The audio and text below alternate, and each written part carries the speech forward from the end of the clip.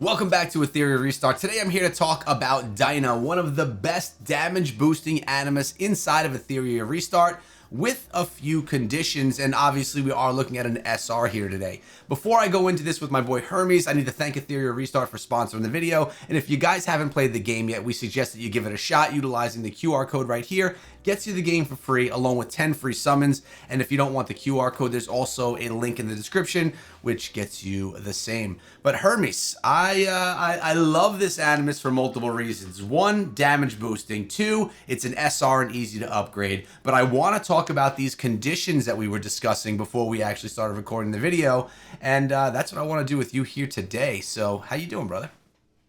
I'm doing good. I'm actually really excited.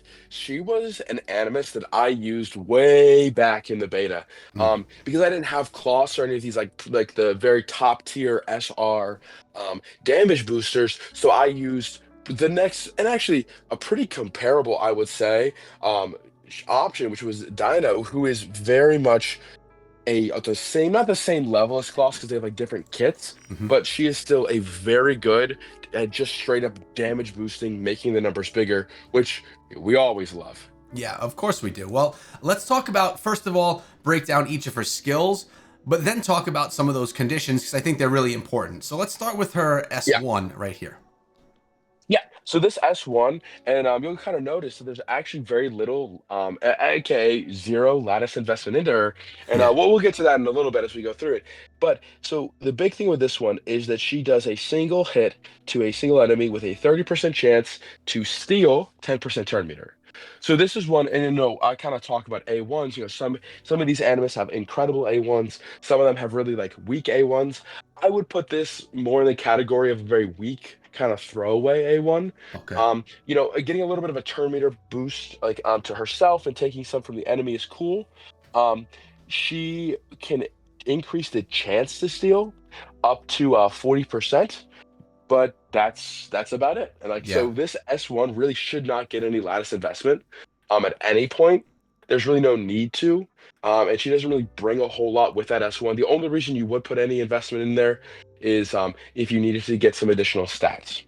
No, that makes sense. And I feel like you can get away with a throwaway skill when we're talking about an SR. Although there are a bunch of SRs that don't have those throwaways, I feel like, you can get away with it just because you're not looking at an SSR here.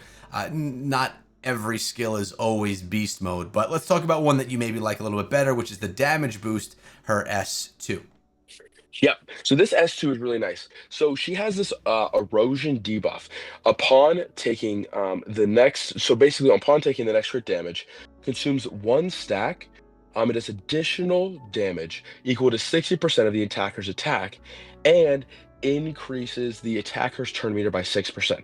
So what this erosion debuff is basically doing is it's basically giving an additional set of damage done to the target based on whoever's attacking. So if you have 3,000 attack, it's going to do some damage based on 60% of that attacker's attack, and it's also giving you a 6% turn meter boost, which it isn't that big of a boost in turn meter, but a little boost in turn meter is better than none, True. especially when you're really looking at how often you're attacking. Yeah, no, that makes sense. A little, I mean, I get it. Okay. Is there anything else you want to talk about the S2, or are you really an S3 kind of guy? So this one is one just on the lattice part of it. Okay. You increase the chance from 60 up to 80% of inflicting erosion, and you get an additional third stack of the erosion. Right. So this one you can invest into if you really want to. Obviously, you haven't taken that route because there's really no need for what you need her to do to get that investment. Maybe that's when you make further down the line, but it's not really something that's super important right now. Okay. Well, let's talk about the one that is super important right now, and that is the S3, Pristine Cleaver. Yep. So this one you'll see you've got kind of like the wall of text next to we'll get the ability has a wall of text, but then also next to it you've got drop defense, you've got vulnerable, you've got erosion, you've got all the debuffs on there. Mhm. This is really her money maker right here. So what she does 4 hits to all enemies. Each hit and 4 hits, you're like, oh, this is awesome. Mhm. Each hit has a 40% chance to inflict 2 turn drop defense. If they already have drop defense, has a 25% chance to inflict vulnerable. If they already have vulnerable, has a 30% chance to inflict 2 stacks of erosion. So at face Okay. value, this ability, it looks good, right? You got 4 hits, you've got all these debuffs coming out. The problem is how low these percentage chances are, right? And that's kind of made up with the fact that there are 4 hits of it. So, and when you look at it, you go, oh well, why wouldn't you then upgrade the lattices? Because that use lattice to upgrade it so you could get higher percentage chances. Well, the lattice on this ability only actually increase the chance of inflicting erosion and then drop the skill cooldown. There is nothing that increases the chance or duration Mm. of the drop defense or the vulnerable abilities on this Animus, which I would say is unfortunate, but it doesn't completely make her useless. It just means that sometimes you're going to get the drop defense on the first hit, you're going to get the vulnerable on the next hit, and then you're going to get a total of 4 stacks between the other 2 hits of erosion. And on some attacks, you're going to get maybe drop defense, maybe nothing, or maybe you're going to get the vulnerable and the drop defense. But you're not really going to be able to get a lot of those all stacked up consistently. And that's kind of what makes your problem is you got to get a lot of effect accuracy in her kit, Yeah. and then you got to hope that you can land all those debuffs. Yeah. When you were reading it out, it's this happens if this happens, and that happens if this happens. So everything is just an if, and which can potentially break that down for you. Well, you talked about what's needed for the modules, the effect accuracy and stuff. So let's go into that. Yeah. So her big thing with her kit, and so you'll see you kind of got like that weird off to the side, that evil guard piece, and when you look at that evil guard piece, it actually doesn't even affect the kit at all. It literally, and if you click on it, you'll see it's literally just because it's effect accuracy and it has a lot of speed on it. It, Gotcha. it doesn't have a set, and so that one's one that's going to go on someone else eventually. But based on your gearing, that's just what you have right now. Mm-hmm. Of Per the usual, you're going to have Swift Rush, obviously, and course. then a little bit of Time Weave as well, just get a little bit of extra effect accuracy. The Okay. big thing for her, again, is just speed and then effect accuracy. All right. Well, the last thing to talk about is her shell and Alicorn. What are your thoughts, and do you like Alicorn as a shell? So, I mean, it's all right, right? Like, it depends. So, this shell is able to cleanse off 2 debuffs at the start of the turn.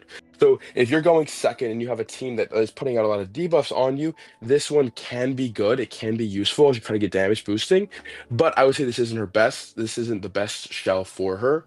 Okay. Um, the problem is when you get into a with her, because like you're saying, everything's conditional. You think, oh, someone like a Codex of Magic or maybe a Halloween to reduce those skill cooldowns would be really good. The problem with someone like a Codex of Magic that just makes it so basically your cooldown is just completely reset is that because her abilities are all conditional, even if she only has one turn of drop defense on an opponent, she won't re-up that to 2 turns. It'll stay at 1 turn. The vulnerable will stay at 1 turn. All she can do on that S3 is add additional stacks of erosion. So that's really where it comes into be a problem on her, is that you don't really need to reduce the cooldowns a lot on her because she is unable to really increase the length of those debuffs. They basically stay the way they are, and that's just kind of you got to deal with it the way it is. So she's one that you kind of like choose. Probably a damage mitigating shell would probably be best on her. Okay. If you can get the right matrix sets, simply because you just want to make sure she can survive a little bit longer, get a little bit of those extra debuffs out there whenever she can. Okay. Thanks for breaking that down. It makes sense. All this said, where do you think she's best used inside of a theory restart?